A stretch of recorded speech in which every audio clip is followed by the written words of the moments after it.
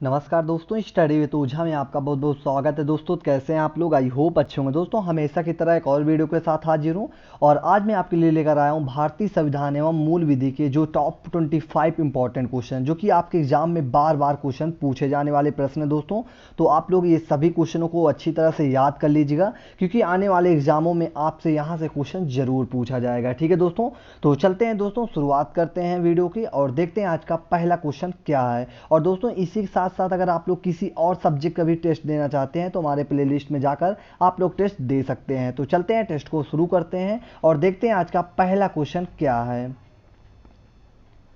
पहला क्वेश्चन है, एक नागरिक द्वारा सभा करने के अधिकार का प्रयोग किया जा सकता है बशर्ते कि ऑप्शन ए है सभा शांतिपूर्ण हो, ऑप्शन बी है सभा शांति विहीन हो, ऑप्शन सी है दोनों ए और बी, ऑप्शन डी है ना तो ए और ना ही बी। तो क्वेश्चन नंबर 1 का राइट आंसर बताने के लिए आप लोगों के पास 5 सेकंड का टाइम है और ज़्यादा टाइम चाहिए तो वीडियो को पॉज कर लेना। तो फटाफट क्वेश्चन नंबर 1 का राइट आंसर बताइए दोस्तों क्या होगा।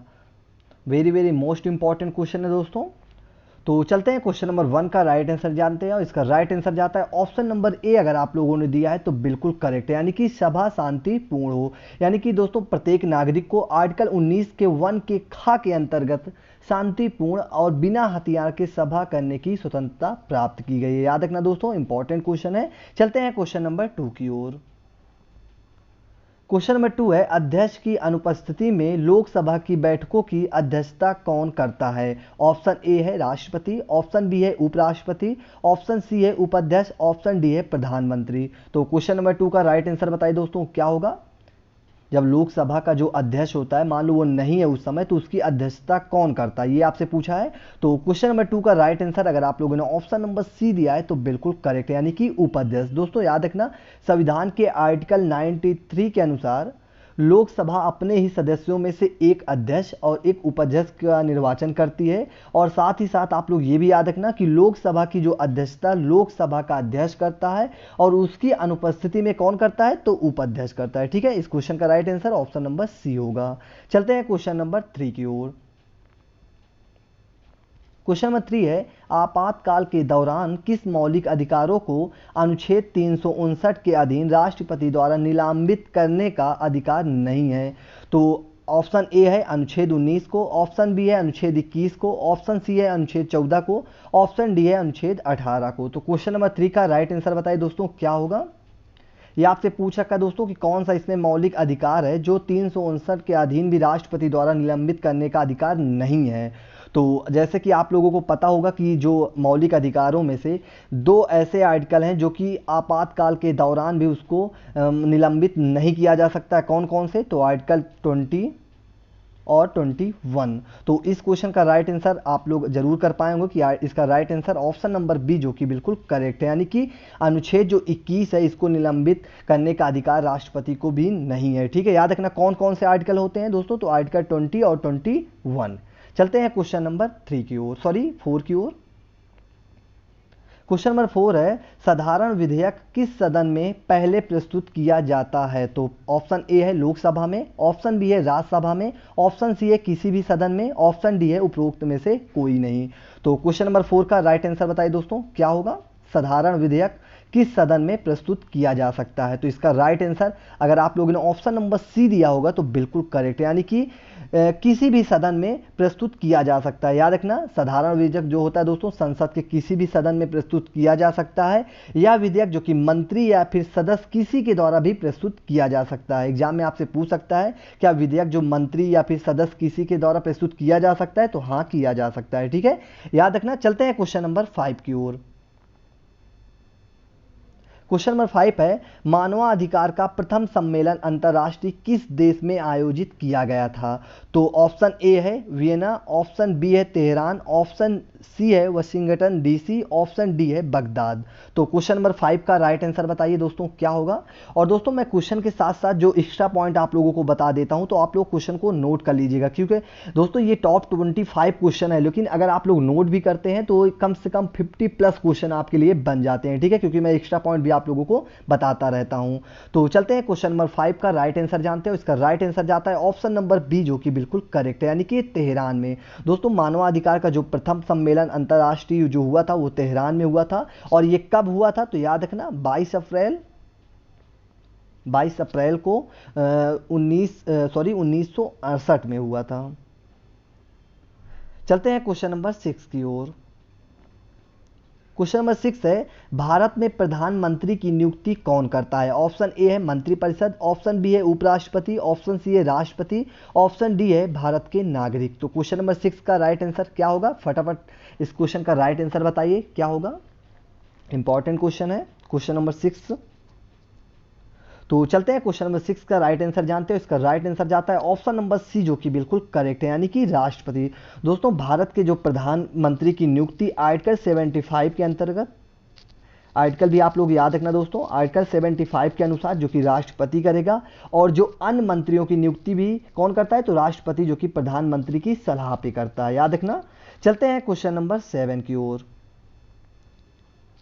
क्वेश्चन नंबर 7 है, राष्ट्रीय मानवाधिकार आयोग का अध्यक्ष कौन होता है? ऑप्शन ए है उच्चतम न्यायालय का पूर्व मुख्य न्यायाधीश, ऑप्शन बी है उच्च न्यायालय का मुख्य न्यायाधीश, ऑप्शन सी है उच्चतम न्यायालय का न्यायाधीश, ऑप्शन डी है प्रधानमंत्री। तो फटाफट क्वेश्चन नंबर 7 का राइट आंसर बताइए दोस्तों क्या होगा। यहाँ पे आपसे राष्ट्रीय मानवाधिकार के आयोग के अध्यक्ष कौन होता है ये आपसे पूछ रखा है दोस्तों। तो क्वेश्चन नंबर 7 का राइट आंसर अगर आप लोगों ने ऑप्शन नंबर ए दिया है तो बिल्कुल करेक्ट होगा दोस्तों, यानी कि उच्चतम न्यायालय का पूर्व मुख्य न्यायाधीश होता है। और दोस्तों, इसी के साथ आप लोग ये भी याद रखना कि जो मानवाधिकार संरक्षण अधिनियम 1993 के अंतर्गत जो राष्ट्रीय मानवाधिकार आयोग की स्थापना की गई थी, और यह आयोग जो है एक गैर संवैधानिक संस्था है। याद रखना दोस्तों, आपसे क्वेश्चन एग्जाम में पूछ सकता है कि जो मानवाधिकार आयोग है ये कैसी संस्था है? तो याद रखना एक गैर संवैधानिक संस्था है, ठीक है। और इसमें टोटल जो सदस्यों की संख्या होती है 5 होती है, ठीक है, जिसमें कि एक अध्यक्ष होता है और 4 अन्य सदस्य होते हैं। और इस क्वेश्चन का right answer option number A, जो कि बिल्कुल करेक्ट होगा। चलते हैं क्वेश्चन नंबर 8 की ओर। क्वेश्चन नंबर 8 है, सूचना अधिकार अधिनियम के अंतर्गत सूचना मांगने पर कितने समय में सूचना उपलब्ध करना आवश्यक है? तो ऑप्शन ए है 30 दिन, ऑप्शन बी है 45 दिन, ऑप्शन सी है 60 दिन, ऑप्शन डी है कभी भी। तो क्वेश्चन नंबर 8 का राइट आंसर बताइए दोस्तों क्या होगा। सूचना का अधिकार दोस्तों, इससे आपके यूपीएसआई में क्वेश्चन बहुत सारे बनते हैं, तो आप लोग अच्छी तरह से सूचना का अधिकार अधिनियम अच्छी तरह से पढ़ लीजिएगा, ठीक है। तो चलते हैं क्वेश्चन नंबर 8 का राइट आंसर जानते हैं। इसका राइट आंसर जाता है ऑप्शन नंबर ए, अगर आप लोगों ने दिया है तो बिल्कुल करेक्ट, यानी कि सूचना अधिकार अधिनियम के अंतर्गत सूचना मांगने या फिर जन सूचना अधिकारी का दायित्व है कि वह 30 दिन के अंदर सूचना उपलब्ध कराए। जबकि यार एक बात और याद रखना दोस्तों कि अगर जीवन और स्वतंत्रता के मामले में ये जो 48 घंटे के अंदर सूचना उपलब्ध कराना आवश्यक होता है, ठीक है। अगर कहीं भी बात अगर जीवन और स्वतंत्रता के मामले की बात हो रही है तो वहां पे ये जो 30 दिन की बजाय 48 घंटे के अंदर सूचना उपलब्ध कराना आवश्यक होता है। चलते हैं क्वेश्चन नंबर 9 की ओर। क्वेश्चन नंबर 9 है, राष्ट्रीय सुरक्षा अधिनियम 1980 अधिकतम अवधि क्या है? तो क्वेश्चन नंबर 9 का राइट आंसर क्या होगा। ऑप्शन ए है 12 महीने, ऑप्शन बी है 6 महीने, ऑप्शन सी है 3 महीना, ऑप्शन डी है 30 दिन। तो क्वेश्चन नंबर 9 का राइट आंसर क्या होगा? आप लोग हमें कमेंट के माध्यम से क्वेश्चन का राइट आंसर बताइए दोस्तों क्या होगा। तो चलते हैं क्वेश्चन नंबर 9 का राइट आंसर जानते हैं। और इसका राइट आंसर जाता है ऑप्शन नंबर ए, अगर आप लोगों ने दिया है तो बिल्कुल करेक्ट है, यानी कि 12 महीने। दोस्तों, राष्ट्रीय सुरक्षा अधिनियम जो 1980 के अंतर्गत गिरफ्तार व्यक्ति के विरुद्ध पर्याप्त कारण या फिर साबित हो जाने के पर व्यक्ति को गिरफ्तारी की अवधि जो होता है वो होता है 1 वर्ष, यानी कि 12 महीने तक रखा जा सकता है। लेकिन उसके लिए क्या होना चाहिए कि उसके विरुद्ध जो कि पर्याप्त कारण भी होना चाहिए। ऐसे ही नहीं नॉर्मल कि आप ले जाकर उन्हें 12 महीने तक बंदी कर सकते हैं, तो ऐसा नहीं होगा। पर्याप्त जो कि रीजन भी होना चाहिए। चलते हैं क्वेश्चन नंबर 10 की ओर। क्वेश्चन नंबर 10 है, भारतीय संविधान का कौन सा अनुच्छेद उच्चतम न्यायालय की स्थापना करता है? ऑप्शन ए है अनुच्छेद 141, ऑप्शन बी है अनुच्छेद 145, ऑप्शन सी है अनुच्छेद 124, ऑप्शन डी है इनमें से कोई नहीं। तो क्वेश्चन नंबर 10 का राइट आंसर दोस्तों क्या होगा, आप लोग जल्दी से बताइए। तो चलते हैं क्वेश्चन नंबर 10 का राइट आंसर जानते हैं। इसका राइट आंसर जाता है ऑप्शन नंबर सी, अगर आप लोगों ने दिया है तो बिल्कुल करेक्ट, यानी कि अनुच्छेद 124 में उच्चतम न्यायालय का गठन का प्रावधान किया गया है। इसी के साथ साथ आप लोग ये भी ध्यान देना दोस्तों कि अगर यहाँ आपसे भाग पूछ ले कि कौन से भाग में है, तो भाग जो है वो 5 है। ठीक है, तो आप दोनों चीज़ याद रखना, अगर भाग पूछे तो 5 और अनुच्छेद पूछे तो 124। और वर्तमान में दोस्तों बात कर लें कि वर्तमान में जो कि न्यायाधीश की संख्या कितनी है, तो टोटल 34 है, जिसमें कि 1 मुख्य न्यायाधीश और 33 अन्य न्यायाधीश। याद रखना वर्तमान में कितने हैं, तो 1 + 33 यानी कि टोटल 34 न्यायाधीश। चलते हैं क्वेश्चन नंबर 11 की ओर। क्वेश्चन नंबर 11 है, किसी जाति का अनुसूचित जाति की श्रेणी में अधिसूचित करने का अधिकार किसे है? ऑप्शन ए संसद को है, ऑप्शन बी विधानसभा को है, ऑप्शन सी है राष्ट्रपति को है, ऑप्शन डी है सर्वोच्च न्यायालय को। तो क्वेश्चन नंबर 11 का राइट आंसर बताइए दोस्तों क्या होगा। फटाफट क्वेश्चन नंबर 11 का राइट आंसर बताइए दोस्तों क्या होगा। इंपॉर्टेंट क्वेश्चन है ये भी। तो चलते हैं क्वेश्चन नंबर 11 का राइट आंसर जानते हैं, और इसका राइट आंसर जाता है ऑप्शन नंबर सी। अगर आप लोगों ने दिया है तो बिल्कुल करेक्ट है, यानी कि राष्ट्रपति। दोस्तों किसी भी जाति को अनुसूचित जाति की श्रेणी में ये अधिसूचित करने का अधिकार जो होता है वो राष्ट्रपति को आधिकारिक शक्ति के अंतर्गत प्राप्त है दोस्तों। और आप लोग ये भी ध्यान देना कि राष्ट्रपति किसी भी क्षेत्र को अनुसूचित क्षेत्र भी घोषित कर सकता है। ठीक है, और ये शक्ति किसके पास होती है, तो राष्ट्रपति के पास होती है, याद रखना। चलते हैं क्वेश्चन नंबर 12 की ओर। क्वेश्चन नंबर 12 है, आत्मरक्षा का अधिकार है। ऑप्शन ए है अपने शरीर के प्रति अपराध से प्रतिरक्षा, ऑप्शन बी है दूसरे के शरीर की प्रतिरक्षा, ऑप्शन सी है चोरी लूट आदि अपराध से प्रतिरक्षा, ऑप्शन डी है उपरोक्त सभी। तो क्वेश्चन नंबर 12 का राइट आंसर बताइए दोस्तों क्या है। आत्मरक्षा का अधिकार तो क्या है ऑप्शन, जल्दी से क्वेश्चन नंबर 12 का राइट आंसर बताइए दोस्तों। ये मूल विधि का क्वेश्चन है, तो अगर आप लोग यूपीएसआई की तैयारी कर रहे हैं तो आप लोगों को पता होगा कि क्वेश्चन जो कि मूल विधि से क्वेश्चन बहुत सारे पूछे जाते हैं। तो चलते हैं क्वेश्चन नंबर 12 का राइट आंसर जानते हैं। इसका राइट आंसर जाता है ऑप्शन नंबर डी, जो कि बिल्कुल करेक्ट आंसर होगा, यानी कि आत्मरक्षा का अधिकार है, यानी कि अपने शरीर के प्रति अपराध से प्रतिरक्षा। ऑप्शन बी जो है दूसरे के शरीर की प्रतिरक्षा, ऑप्शन सी है जो चोरी लूट आदि अपराध से प्रतिरक्षा। इस क्वेश्चन का right answer option number D, जो कि बिल्कुल करेक्ट आंसर होगा। चलते हैं क्वेश्चन नंबर 13 की ओर। क्वेश्चन नंबर 13 है, भारत का गणतंत्र इसका अर्थ है। तो क्या इसका अर्थ है, यानी कि जो भारत का गणतंत्र है इसका क्या अर्थ होता है। ऑप्शन ए है कि सभी मामलों में अंतिम अधिकार जनता के पास होता है, ऑप्शन बी है भारत में संसदीय शासन व्यवस्था है, ऑप्शन सी है भारत में वंशानुगत शासन नहीं है, ऑप्शन डी है भारत राज्यों का संघ है। तो क्वेश्चन नंबर 13 का राइट आंसर बताइए दोस्तों क्या होगा। तो आप लोगों ने प्रस्तावना में पढ़ा होगा कि भारत एक गणतंत्र राज्य है, तो इसका अर्थ यहाँ पे आपसे पूछ रखा कि क्या होगा। तो चलते हैं क्वेश्चन नंबर 13 का राइट आंसर जानते हैं। इसका राइट आंसर जाता है ऑप्शन नंबर सी। अगर आप लोगों ने दिया है तो बिल्कुल करेक्ट है, यानी कि भारत एक गणतंत्र है। इसका अर्थ यह होता है कि भारत में वंशानुगत शासन नहीं है, क्योंकि भारत का जो प्रमुख होता है अर्थात राष्ट्रपति चुनाव के जरिए चुना जाता है। इसका जो चुनाव होता है ये 5 वर्ष के लिए होता है। ठीक है, इसका गठन जो होता है राष्ट्रपति का 5 वर्ष के लिए होता है। चलते हैं क्वेश्चन नंबर 14 की ओर। क्वेश्चन नंबर 14 है, राज्यपाल को अध्यादेश जारी करने की शक्ति प्राप्त है किस आर्टिकल के तहत। अनुच्छेद 213, ऑप्शन बी अनुच्छेद 123, ऑप्शन सी है अनुच्छेद 313, ऑप्शन डी है अनुच्छेद 413। तो क्वेश्चन नंबर 14 का राइट आंसर बताइए दोस्तों क्या होगा। दोस्तों यहाँ पे क्वेश्चन को ध्यान देना, यहाँ पे आपसे राज्यपाल के बारे में पूछ रखा है, ना कि राष्ट्रपति के बारे में। ठीक है, तो राज्यपाल जो अध्यादेश जारी करता है, तो इस क्वेश्चन का राइट आंसर अगर आप लोगों ने ऑप्शन नंबर ए दिया है तो बिल्कुल करेक्ट है, यानी कि 213। दोस्तों राज्यपाल की अगर बात हो तो राज्यपाल जो कि अध्यादेश जारी करने की शक्ति 213 में वर्णित किया गया है। अगर यहीं पर अगर आपसे पूछ ले कि राष्ट्रपति की जो अध्यादेश जारी करने की शक्ति किस आर्टिकल के तहत है, तो आर्टिकल 123 के अंतर्गत। ठीक है, तो दोनों आप लोग याद रखना, राज्यपाल के पूछे तो 213 और अगर राष्ट्रपति पूछे तो 123। ठीक है, याद रखना, इंपॉर्टेंट क्वेश्चन है ये भी। चलते हैं क्वेश्चन नंबर 15 की ओर। क्वेश्चन नंबर 15 है, भारतीय संविधान में कितने मूल कर्तव्य दिए गए हैं। ऑप्शन ए है 10, ऑप्शन बी है 11, ऑप्शन सी है 12, ऑप्शन डी है 9। तो क्वेश्चन नंबर 15 का राइट आंसर बताइए दोस्तों क्या होगा। मूल कर्तव्य कितने हैं टोटल, ये आपसे पूछ रखा है क्वेश्चन नंबर 15 में। तो इसका राइट फटाफट बताइए दोस्तों क्या होगा। तो चलते हैं क्वेश्चन नंबर 15 का राइट आंसर जानते हैं। इसका राइट आंसर जाता है ऑप्शन नंबर बी। अगर आप लोगों ने दिया है तो बिल्कुल करेक्ट है दोस्तों, यानी कि ऑप्शन नंबर बी, यानी कि 11 मूल कर्तव्य है टोटल, याद रखना दोस्तों। और इसके साथ साथ आप ये भी याद रखना कि जो स्वर्ण सिंह समिति की सिफारिशों के आधार पर 42वें जो संविधान संशोधन 1976 द्वारा भारतीय संविधान के भाग 4 के का में आर्टिकल 51 में, आर्टिकल भी याद रखना दोस्तों किस आर्टिकल में है मूल कर्तव्य, तो आर्टिकल 51 के का में अंतर्गत मूल कर्तव्यों को जोड़ा गया है। और इसे कहां से लिया गया, तो इसे रूस से लिया गया है, ठीक है। और टोटल मूल कर्तव्य कितने हैं, तो 11 है, ठीक है। तो आप जो जो मैंने पॉइंट इसमें बता रखा है आप लोग नोट डाउन कर लीजिएगा कि अगर भाग पूछे तो भाग 4 का है, और आर्टिकल पूछे 51 के का में है, और इसे कहां से लिया गया, तो रूस से लिया गया, और टोटल मूल कर्तव्य कितने हैं, तो 11 है, ठीक है। तो सभी पॉइंटों को अच्छी तरह से नोट कर लीजिएगा दोस्तों, कुछ भी आपसे एग्जाम में पूछ सकता है। तो चलते हैं क्वेश्चन नंबर 16 की ओर। क्वेश्चन नंबर 16 है, दहेज लेना एवं देना किस विधि के अंतर्गत अपराध है, तो फटाफट बताइए दोस्तों। ऑप्शन ए है दहेज प्रतिषेध अधिनियम 1961, ऑप्शन बी है घरेलू हिंसा अधिनियम, ऑप्शन सी है भारतीय दंड संहिता, ऑप्शन डी है उपरोक्त में से कोई नहीं। तो क्वेश्चन नंबर 16 का राइट आंसर बताइए दोस्तों क्या होगा।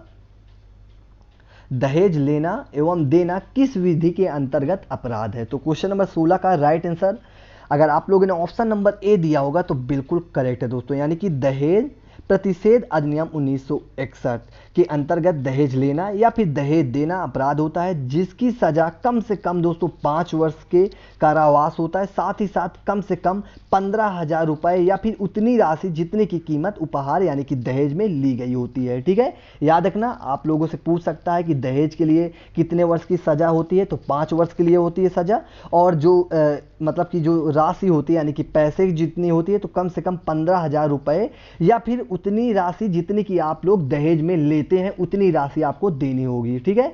चलते हैं क्वेश्चन नंबर 17 की ओर। क्वेश्चन नंबर 17 है, साइबर अपराध में दंड का प्रावधान किस विधि के अंतर्गत दिया गया है, तो किस विधि के अंतर्गत दिया गया है। ऑप्शन ए है सूचना प्रौद्योगिकी अधिनियम, ऑप्शन बी है सूचना का अधिकार अधिनियम, ऑप्शन सी है भारतीय दंड संहिता, ऑप्शन डी है इनमें से कोई नहीं। तो क्वेश्चन नंबर 17 का फटाफट राइट आंसर बताएं दोस्तों क्या होगा।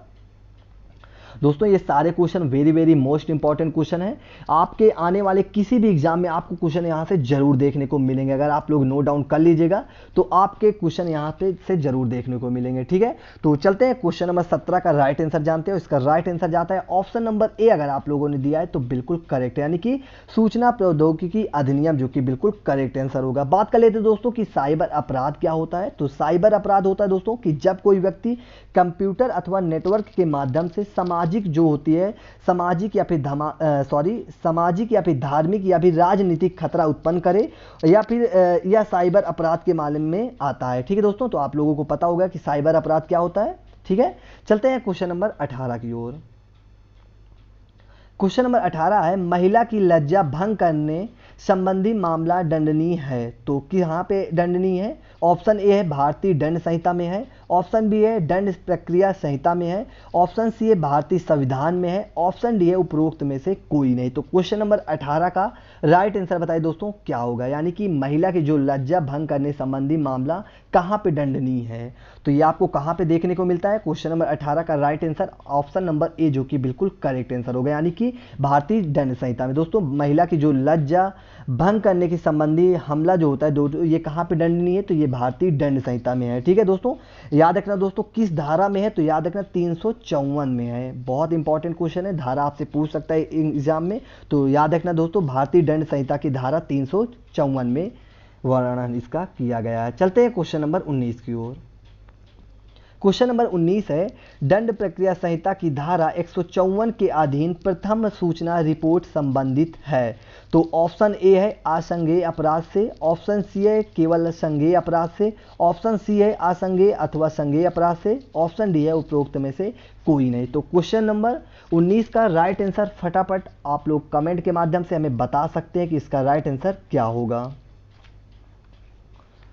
तो चलते हैं दोस्तों क्वेश्चन नंबर 19 का राइट आंसर जानते हैं, और इसका राइट आंसर जाता है ऑप्शन नंबर बी, अगर आप लोगों ने दिया है तो बिल्कुल करेक्ट है, यानी कि केवल संज्ञेय अपराध से, ठीक है दोस्तों। यदि सूचना में संज्ञेय अपराध का पता चलता है तो दंड प्रक्रिया संहिता की धारा 154 के तहत प्राथमिकी दर्ज कराना अनिवार्य है, और ऐसी स्थिति में किसी प्रारंभिक जांच की अनुमति नहीं है। तो चलते हैं क्वेश्चन नंबर 20 की ओर। क्वेश्चन नंबर 20 है, भारत के राष्ट्रपति को हटाने की प्रक्रिया है। ऑप्शन ए है संसद में महाभियोग, ऑप्शन बी है प्रधानमंत्री द्वारा महाभियोग, ऑप्शन सी है उपराष्ट्रपति द्वारा महाभियोग, ऑप्शन डी है इनमें से कोई नहीं। तो क्वेश्चन नंबर 20 का राइट आंसर बताइए दोस्तों क्या होगा। जो राष्ट्रपति को हटाने की प्रक्रिया क्या कहलाती है, जो महाभियोग होता है कहाँ से शुरुआत इसकी होती है। तो याद रखना क्वेश्चन नंबर 20 का राइट आंसर दोस्तों अगर आप लोगों ने ऑप्शन नंबर ए दिया होगा तो बिल्कुल करेक्ट है, यानी कि संसद में महाभियोग। दोस्तों आर्टिकल 61 में इसके बारे में जो कि अनुसार जो होता है दोस्तों, राष्ट्रपति पर महाभियोग के प्रस्ताव के माध्यम से पद से हटाया जा सकता है, लेकिन महाभियोग का प्रस्ताव संसद का कोई भी सदस्य ला सकता है, यानी कि कोई भी सदन ला सकता है, चाहे लोकसभा या फिर राज्यसभा। ठीक है दोस्तों, लेकिन इसके लिए एक प्रावधान है कि महाभियोग का प्रस्ताव लाने के पहले जो कि उस 14 दिन पहले इसकी सूचना किसको देनी होगी, तो राष्ट्रपति को देना आवश्यक होता है। चलते हैं क्वेश्चन नंबर 21 की ओर। क्वेश्चन नंबर 21 है समवर्ती सूची के अंतर्गत विषयों पर किसे विधि बनाने का अधिकार है। तो ऑप्शन ए है संघ को, ऑप्शन बी है राज्य को, ऑप्शन सी है संघ एवं राज्य दोनों को, ऑप्शन डी है राष्ट्रपति को। तो फटाफट क्वेश्चन नंबर 21 का राइट आंसर बताइए दोस्तों क्या होगा। जो समवर्ती सूची है इसका जो विधि बनाने का अधिकार किसके पास है। तो फटाफट क्वेश्चन नंबर 21 का राइट आंसर बताइए दोस्तों क्या होगा।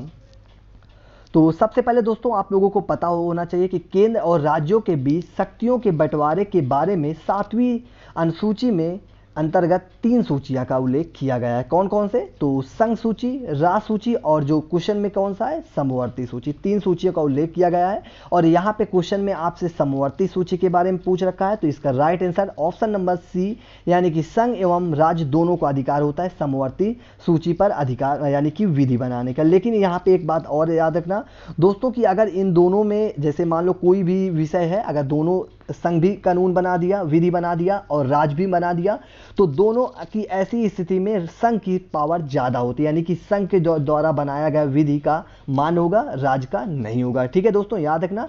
चलते हैं क्वेश्चन नंबर 22 की ओर।